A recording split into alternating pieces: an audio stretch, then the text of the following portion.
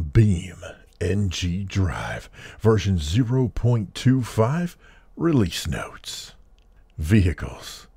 New, the Civetta Scintilla, mid-engine supercar with a screaming V10, V8 gasoline and V8 diesel engine swap options, the most advanced driving and safety electronics so far. Finely tuned stability control that uses differentials and all-wheel drive systems for less intrusive corrections. Multi-stage active aero features for drag reduction and downforce increase during cornering. Highly detailed driving modes with very distinctive behaviors. And a custom top speed mode for the Velocita model. New high-end carbon ceramic brakes. Automatic electric axle lift in the Strata mode. Openable doors with custom door controls and pyrotechnical hinges that open in case of a rollover. All new digital racing dashboard with highly customizable content. A wide selection of factory and custom configs. Several factory trims, the GT, GTS, GTX, the Course, Top Speed Optimize Velocia, Hardtop and Spider variants. Lots of cool aftermarket and race-focused variants, such as the GTS Polizia, the Dark Owl, the Custom, Amateur Rally, Off-Road, Drag, and Race. An even wider selection of multicolored, colorable liveries. And a surprise you'll discover within the parts selector. The Bruckle Bastion added drag mode with line lock trans brake lights, added wigwag lights, fixed the Bastion ESC light staying off after using drift mode, also fixed the Bastion digital gauge displaying G-meter in caged mode. The Charrier SCV now has the DCT in M and off-road mode. Added a stripped interior. Added custom racing dash and racing interior parts. Strengthened rear rally suspension strut towers. All gauge temperature unit is converted to the user unit.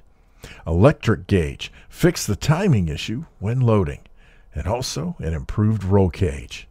For the ETK 800 series, the gauge uses user units instead of being all metric or imperial. Fixed gauges are not using the correct units. Fixed gauges not displaying the time. The ETK series fixed the ETK series torque vectoring differential names. For the H series, fixed some passenger configs missing roof liners. The Hirochi SBR4 added new meshes and textures for the SBR4 engine. The Soliad Wendover fixed inconsistencies with torque converters across configs. Some common updates among all vehicles. Added acoustic vehicle alerting system to all electric vehicles. Added more cannon variables. Added more configs for the larger crusher prop. Reworked the police lights, updated all assets, added new light bars and interior accessories to most cars with light bar modes, adjusted various turbo spool behaviors. Unicycle is now rotation aware and rotates its body with the camera. Fixed the unicycle reset behavior after an instability. Fixed the indicator auto turn disable desyncing of a hazard state. And fixed setting the vehicle paint data when spawned from a prefab in scenarios. As for wheels, they added the Alder Vulcan drag wheels. We've also got some changes to various levels. As for new levels, we've got the garage. That's right, the garage is back. For the automation test track, enabled gated road for the racetracks. For the East Coast USA, updated the backdrop terrain to a higher quality, improved ground cover textures, fixed misplaced meshes, fixed bus signs position, fixed floating rocks, trees, and prefabs, fixed some misplaced trees, fixed stretched texture on the sidewalk, and fixed invisible decal roads. For the ETK Driver Experience Center, created diffs obstacle for the training mission, enabled gated road for the racetracks, improved beach grass, fixed the slippery zone ground model, fixed floating rocks, and fixed reflector soft collision. For Grid Map V2, they fixed a tile missing collision, fixed texture stretch on sign suspension test mesh, and fixed tile Z-fighting. For the Hirochi Raceway, improved terrain colors and settings, improved and updated to PBR backdrop material, improved transition between terrain and backdrop, improved grass ground cover colors matching with terrain colors, and fixed an intangible tire wall. On the industrial site, they enabled gated road for the racetracks. For Italy, they fixed some incorrect objects positioning and also fixed the airport building collision. On the Jungle Rock Island, they improved beach grass, fixed some foliage positions, and fixed some floating rocks. Over on the west coast, they fixed collision mesh on the inner city park fence, fixed decal roads transition, fixed some misplaced collision meshes, fixed some floating trees, fixed the toll LOD issue, also fixed a tree growing through a roof, and fixed a hole in the ground in the city. Some common map updates: they updated the decals on roads and terrain to PBR in all the maps but Italy, West Coast, and Automation. Updated rock textures to PBR in all the maps except Automation. Updated dirt road decals in all maps but Automation, Italy, and West Coast. Fixed the skylight shadow value in the industrial Jungle Rock Island and Utah. Fixed the rivers issue in Italy, Jungle Rock, Utah, and the East Coast. And now, information about missions. There are new mission types. New AI race mission type. You race against AI cars with your own or a provided car. There are 10 new missions that are available across East Coast USA, West Coast USA, Italy, and Utah. They are the One to Beat, Speed Sense, Street Tour, Scenic Coast, Dam Crossing, Ridge Race, Highway Battle, Wild West Trails, West Coast Circuit 1, and Highway Loop. There's a new cannon mission type. Destroy targets with the old cannon. 6 new missions are available across Small Island, Italy, West Coast USA, and East Coast USA. They are Stop the Bus, Rooftop Shooting, A Break, Delivery Destruction, Pigeons on the Roof, and a Flock of Pigeons. There's also a new crawl mission type. Crawl through difficult terrain without a time limit. You can recover back to some checkpoints that you reached without having to restart the whole mission. 7 new missions are available across the East Coast USA, Hirochi Raceway, Italy, Small Island, and Utah, and they are River Crawl, Hirochi Crawl, Beach Crawling, Cave Crawling, Short Cliff Crawl, Dried River Crawl, and the Long Crawl. New garage-to-garage delivery type mission as well. The original scenario is now available as a mission on various levels. You can deliver cars from one place on the map to another, and multiple versions of the mission which will only use a subset of vehicles or locations. For example, only sports cars. 13 new missions are available across the East Coast USA, Italy, Jungle Rock Island, and Utah. There's a new hyper-miling mission type. Drive as far as you can with very limited amount of fuel. 9 new missions are available across the East Coast USA, Industrial, Italy, Jungle Rock Island, Utah, and the West Coast USA. We've also got the Knockaway mission type. The original scenario is now available as a mission on various levels and configurations. Knock away a number of targets within a time limit to gain the most points. 7 new missions are available across the East Coast USA, Grid Map V2, Industrial, and Utah, and they are Barrel Hunter, Farmhouse, forest and sawmill, knockaway barrels, suspension test, and block road. A run for life. Drive as far as possible while staying within the camera and avoiding obstacles. This one is available on Grid Map V2. The target jump mission type. Get the highest score by crash landing in specific areas. This is available on Utah. We've also got some updates for existing mission types. The delivery mission type, there are 3 new missions that are available across Grid Map V2 and Italy. They are Soccer Pit 1 and 2 and the Scintilla delivery. Now, cargo vehicles are also now turned off by default. For the drift mission type, there are 3 new missions. They're available across the ETK Driver Experience Center and Italy. They are the Gymkhana Basics and Basic Gymkhana. There's 1 new mission that is available on the Italy map. We've got the drag mission type, re-added the old lapping system from the previous version, improved start line detection, and fixed the disqualification screen. Moving on to campaigns. The driver training campaign. Now, this campaign has been ported over to the mission system with several updated and added missions, resulting in 14 missions in total. And the missions can be unlocked in a non-linear way. For the general mission system overall, added a progression system. Mission-specific stats like scores, times, distances, etc. will be saved on a per-attempt basis. Best results are visible on the map view when selecting a mission and also on the mission start and end screens. Which and how stats should be saved is completely moddable and can be set up on a per-mission basis. Also supports multiple leaderboards per mission based on the mission configuration, amount of laps, type of vehicle, etc.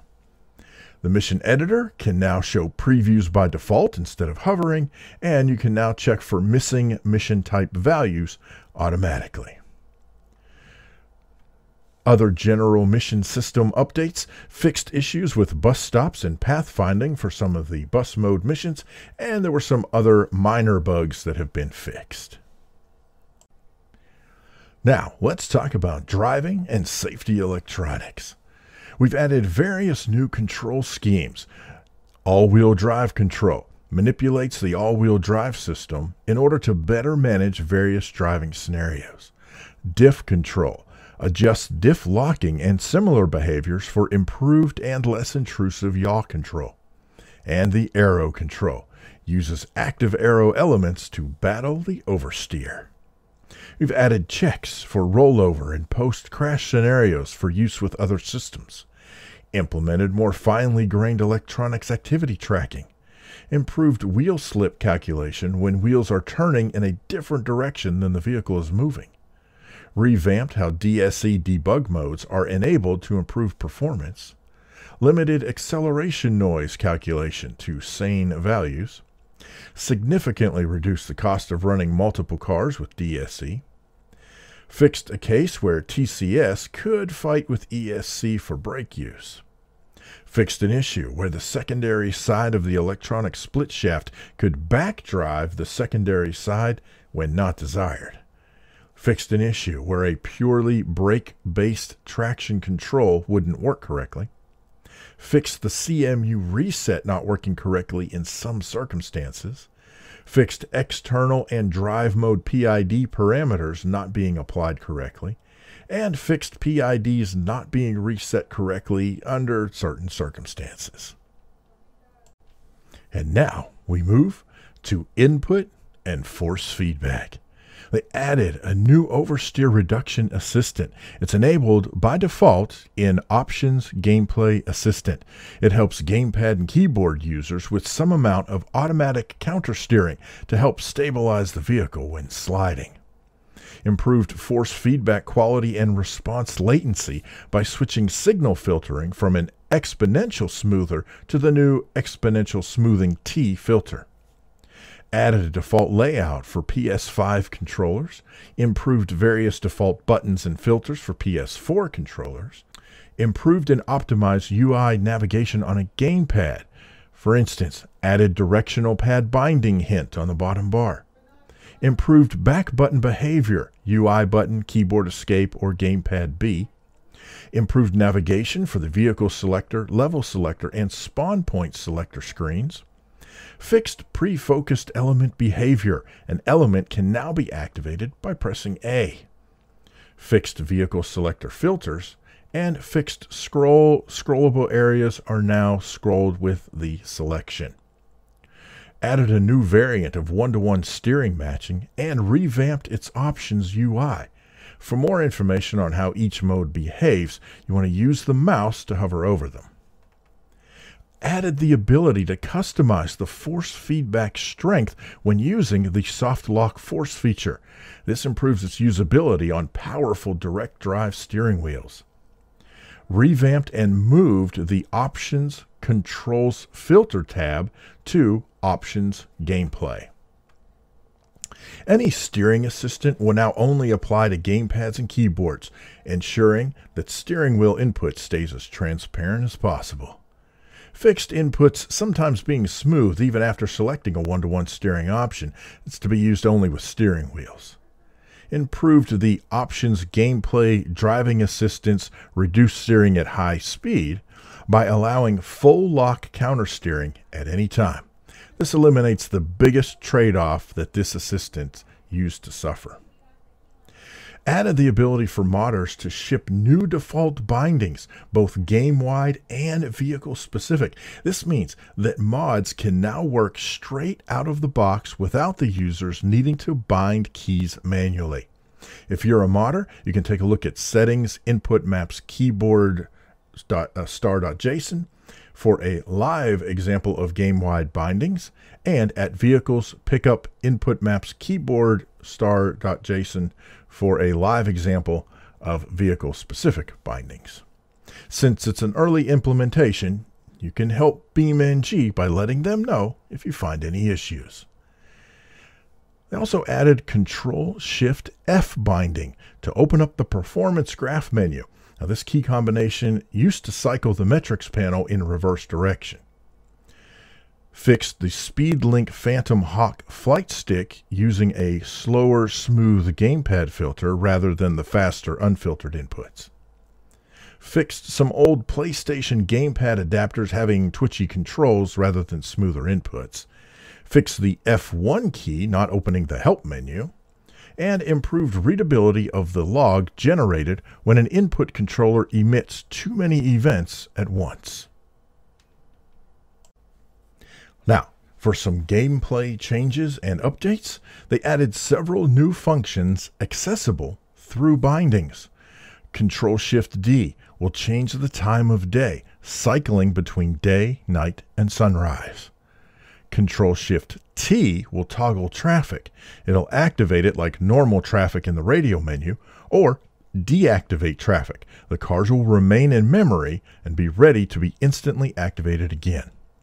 There's also Control-Shift, I don't know if that's an I. I don't know what letter that is. I guess it's Control-Shift-I. I guess so. Control-Shift-I, toggle autonomous driving. It instructs an AI to take over behaving like a traffic car, or it halts it so that you can gain manual control all over again. And then Control-Shift-H will deflate a random tire. It'll puncture a random tire of the car, and you can press that several times to damage the rest of the wheels. Added support for existing left-hand drive vehicles through the right-hand door when using walking mode with the F key, for example in the bus, thanks to a new J-beam flag named right-hand door. Added a new style to the 3D track builder called Racetrack. This features flat curbs followed by a runoff area and finally a wall. They improved the field run scenario by immediately losing when you fall too far behind the chase vehicle. And they cleaned up some unnecessary logs when entering the 3D track builder.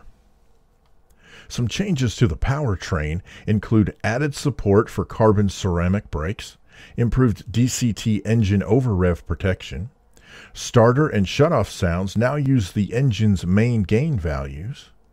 Tire burst sounds now take static and dynamic tire properties into consideration. They adjusted the gearbox shift aggression math. The supercharger whine now has an additional RPM component for offload whine. Clamped the maximum reported boost pressure to maximum deliverable for a given turbo. They increased the default torque limits in viscous clutches, torque converters, and DCT gearboxes. They fixed an issue where DCTs could get stuck during rev matching. Also fixed an issue where wheels without brakes showing up in the brake thermals debug after braking off. Fixed an issue where an exception was thrown with older mods when a wheel broke off. Fixed an issue where combustion engines were using incorrect nodes for spawning particles. And they fixed NOS not working correctly with CVT transmissions. Some changes to the drive modes. They fixed global yaw traction control settings overriding more finely grained settings when not desired, and also fixed an issue where sometimes default settings weren't taken into account correctly. As for controllers, they added sound support for nitrous purging, added tire data module to generic gauges, added axle lift controller for very low cars, added controller for pyrotechnic charges, implemented better unit support for generic gauges, implemented AVAS support for electric vehicles, improved UI support for twin charge systems, improved light bar controller configurability, improved sound control of pneumatic systems, improved the switch between DS and M modes on DCT. Post-crash brake controller now also takes acceleration in the Z-axis into account. Exposed some kickplate properties and events via electrics. Fixed some timing constants not applying to electric vehicles. They fixed a bug where the two-step limiter could remain active outside its operational limits. Fixed generic gauge remaining range calculation for ICE vehicles. Fixed range calculation not taking fuel type into account. Fixed DCT-M mode being displayed incorrectly in the arcade behavior. Fixed an issue where configuring the generic gauges didn't work correctly with multiple parts. Fixed the DCT being stuck in the current gear after using M mode. Fixed adaptive brake lights not working correctly together with post-crash brake under some circumstances. And they fixed a bug with electrics.values.running being true even though the engine was turned off with the transmission gearbox removed. Some updates to the physics. Added the ability to toggle individual couplers from code. Added side slip attribute to wheels. It now tracks how much the wheels slip laterally. Added skin drag coef parameter that controls the aerodynamic skin drag of triangles. Added beam damp velocity split rebound property to bounded beams. This allows to control the rebound velocity split of suspensions. Added support for returning the internal stress of a bounded beam to get beam stress core function. Also added get smooth ref velocity XYZ function. This returns the velocity of the reference node with reduced noise. Improve the quality of the static collision acceleration structures by about 25%. Also reduce the memory size of the static collision acceleration structures by 25%. They fixed an issue with braking couplers via brake groups. Also fixed anisotropic beams retaining their dampening behavior even after braking. And now we're going to look at traffic changes. They rewrote most of the traffic system. Traffic vehicles can now have distinctive roles with support for custom roles and flow graph roles. Implemented the roles: standard, police, suspect, and service. All traffic vehicles now track their own driving and pursuit data. This means that police can automatically pull over or chase other vehicles in the traffic system, as well as other interactions. Traffic vehicles get a small forward boost after respawning, except for vehicles with a trailer. They changed traffic settings in the option, prevented trailers from having physics instability errors when attached to vehicles in traffic, fixed precision of starting positions of vehicles spawned with the multi-spawn system, fixed a strange traffic vehicle behavior that could happen sometimes if the player had damage or had a collision, and fixed and improved police roadblocks. As for the AI, added the ability for AI vehicles to handle dynamic Navigraph road drivability changes, added a few new detailed parameters, implemented several AI Navigraph improvements on the East Coast USA, improved chase mode logic. Vehicles will attempt to stop and turn around smoothly if their target is behind them. Improved the turning radius for long vehicles. Improved AI throttle for more gradual application. He improved how the AI vehicles handle road speed limits. He improved the path curvature estimation to reduce velocity profile target speed fluctuations. AI vehicles will turn on the engine if it's not already on when set into active mode. Optimized AI traffic mode is planning distance. Reduced plan line instability by using a lower limit for the plan deviation step distance. Tweaked awareness coefficient calculation. Vehicle lane positioning calculation bug fix. Fix an issue with an unintended lane change at intersections between one-way and two-way roads. And fix the AI being affected by the reduce steering at high speed gameplay setting, which was limiting its cornering skills. As for the script AI, they fixed a bug whereby upon replay the vehicle would not reset with the correct position and rotation when time offset was set to 0. As for the game engine overall, they added native Linux libraries to the bin Linux. This is experimental, using the new Vulkan render backend. They unified BeamNG Drive and BeamNG Tech. You can now dynamically switch to Tech if you have the license. They improved some cases where the spawn position search would spawn the vehicle inside a static object. Now, as for the GLTF exporter, they improved 3D mesh exporter by the fixed cars with no props or flex bodies, embedding textures inside of the GLB directly. They fixed the crash on missing JBeam data, and also fixed missing PBR export data, making it more error resilient. And they added CEF texture dumping, resulting in the license plates working. They fixed invalid file being produced if a vehicle has missing meshes. The F7 teleport now turns the vehicle to where the camera is pointing. They added another input action using the old behavior. They tweaked gizmo plane size and color add-ons, improved game engine's standard input-output pipe to be more compatible with automated scripts.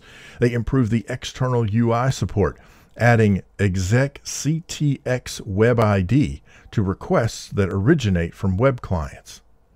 They improved instance line renderer, faster, less corner cases, added optional caps. There's an example at lua/ge/extensions/util/instance line render demo.lua. Get all that? All right. Added debug drawer : draw dot.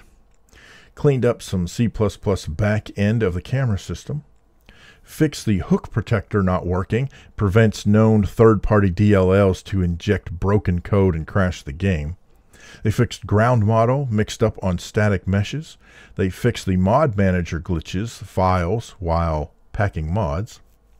They fixed the simulation entering 100x slow motion mode when reloading the Lua with Control L while the game is paused. They fixed water waves, never rendering their real full vertical amplitude. This was especially when the camera is located close. Fixed ZIP64 not working. Deprecated the last remaining T3D connection code. And there were some various other performance improvements. Now, let's take a look or a listen for some audio improvements. They added pedestrian warning sounds for electric vehicles, added sounds for the nitrous oxide injection, known as purging, added sounds for disconnecting wing doors, added additional volume sliders in the game audio options. They added missing after-fire muffling coif and exhaust audio muffling coif to many engine JBeam files. Added new turbo spindle events, vehicle, forced induction turbo spin 7 to turbo spin 15 and turbo spin power whistle 1. Improved stereo separation of the tire audio in first-person cameras, improved vehicle collision sounds and triggering, improved pitch stepping on high-pitched range sounds, supercharger whine, turbo whine, and transmission whine. Improved starter and shutoff sounds. The cleanup of assets. Volume now follows main gain control from engines. Improved scrape sounds. Minimized jitter and unwanted cutting of sounds. EQ and volume adjustments. Added metal squeal one-shots. All rigid surface rolls, not the loose ones, now have tire hum.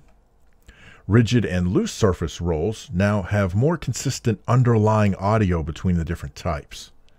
There's more dynamic sound for flat tire and tire burst by incorporating downforce, air pressure, and the size of the tire. They revised the turbo spindle and hiss volume to scale, allowing a more overall headroom.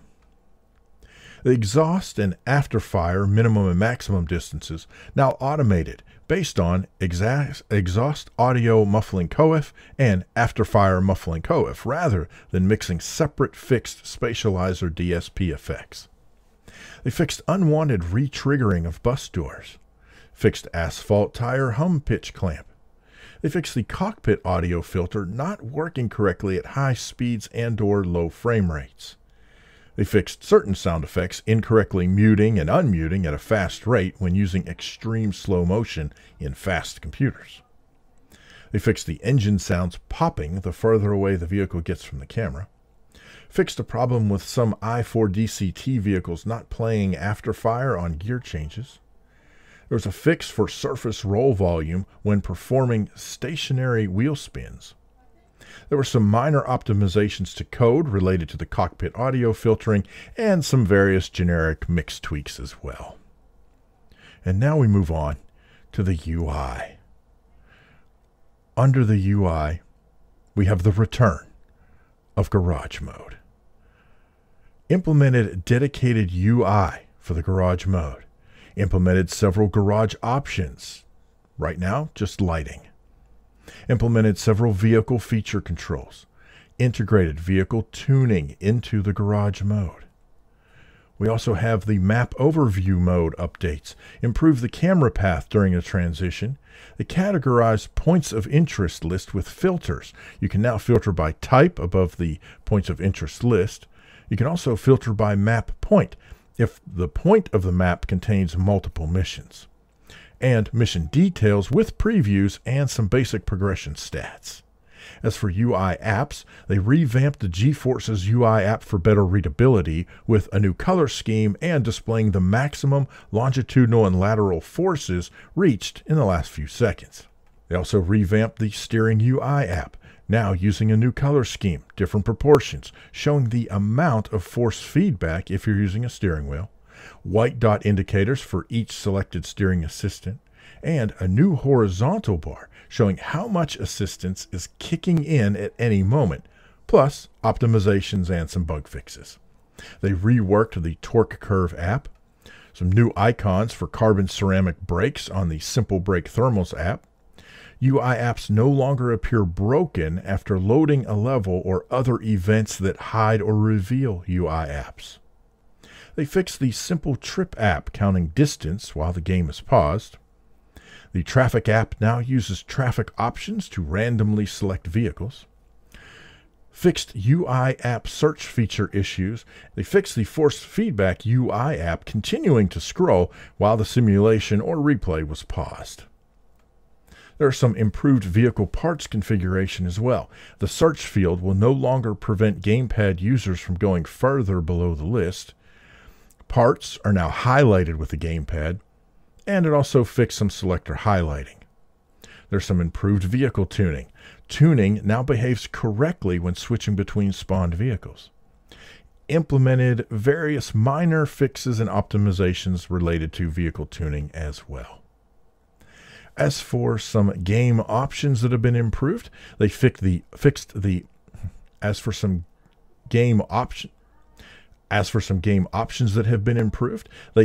options help performance, having a link to open performance graph in the GPU section rather than it being located in the first section. They fixed the options controls force feedback response correction curve, having a white-on-white help message when hovering over with the mouse since the UI theme was converted to a dark mode. They fixed options control bindings menu, displaying the same binding multiple times if several identical controllers are currently plugged into the computer. They fixed several option controls force feedback tooltips hovering out of view, making them unreadable. They fixed a typo in the options help menu, and they cleaned up several of the other options menus themselves. Some other improvements: they revamped the Control F metrics panel, added a minimalistic preset, added a performance graph hint, cleaned up the old unused statistics, and ported from the old T3D torque script code and UI to either mGUI during normal gameplay or debug drawer when the UI is hidden for optimization or development purposes. Added CEF UI rendering frame rate to the performance graph menu and split normal frame rate. Added CEF UI rendering frame rate to the performance graph menu and split normal frame rate into the three types that we use: DT Real, DT Sim, and DT Raw. Frame rates panel will now be shown by default.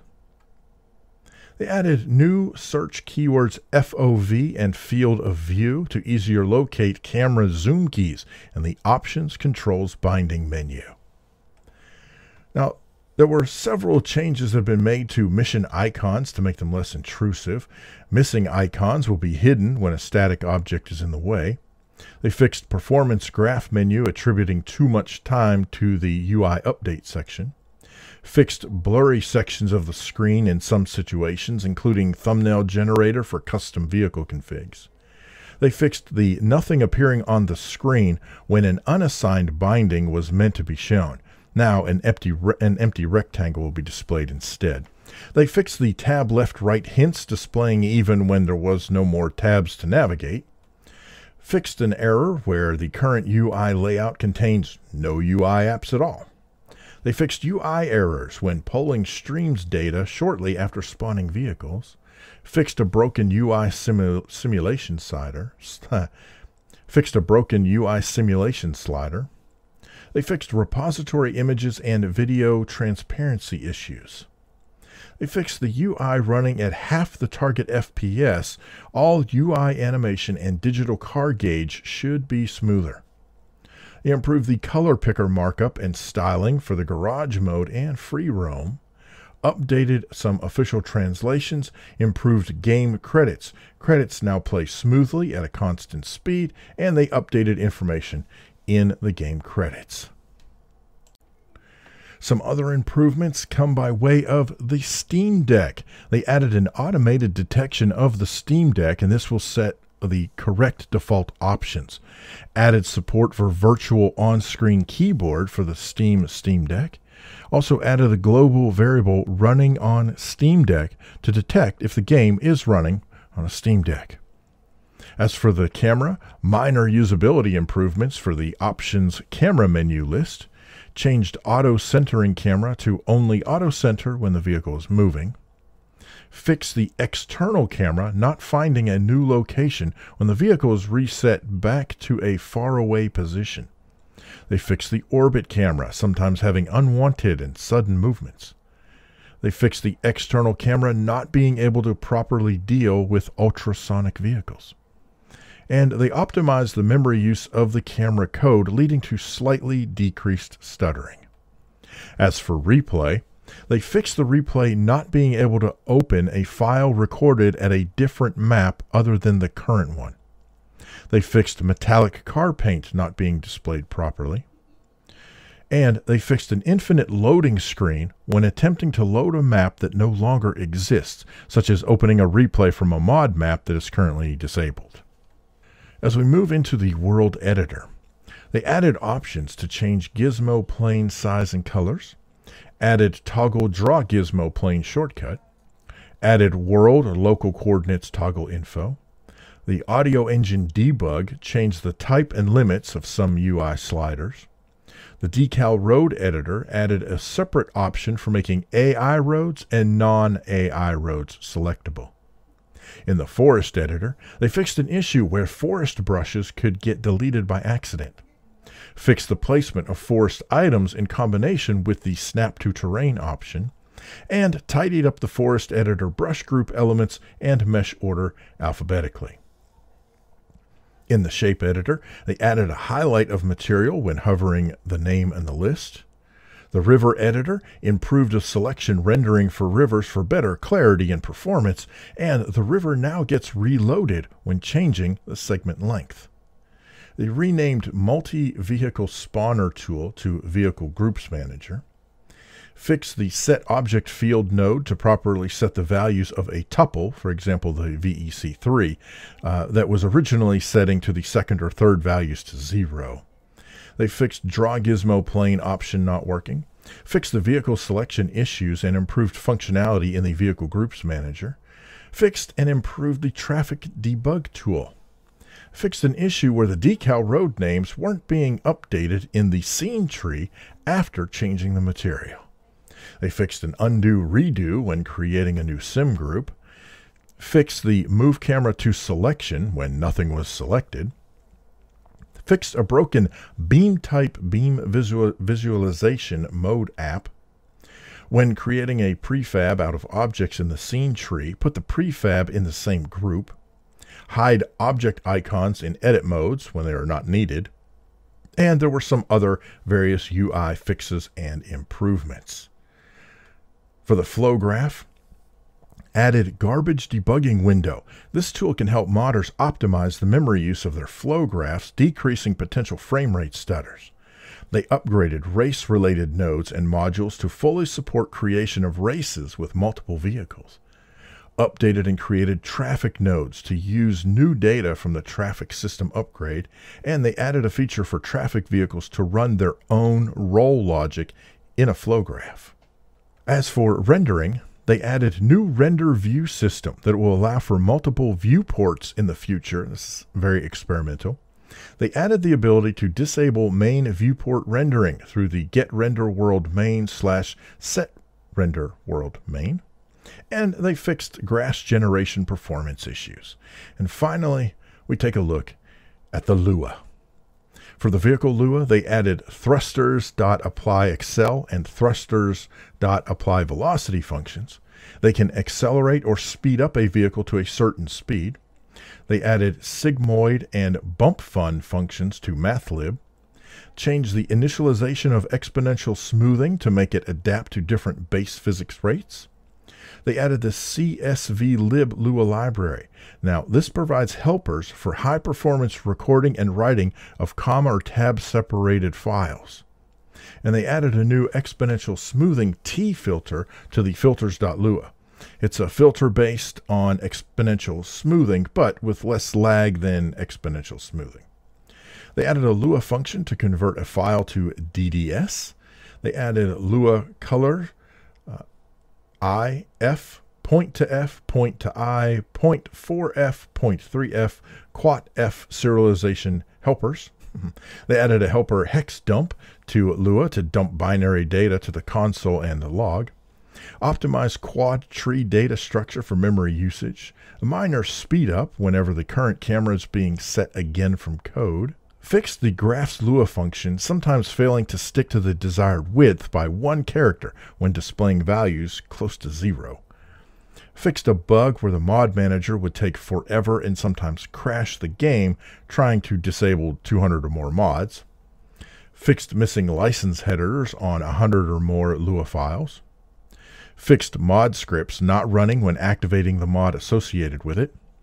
Fixed vehicle color set through Parts Manager getting lost after pressing Ctrl-R to reload the vehicle. They fixed a bug where exiting the Wentworth bus into walking mode would place you on the wrong side of the bus.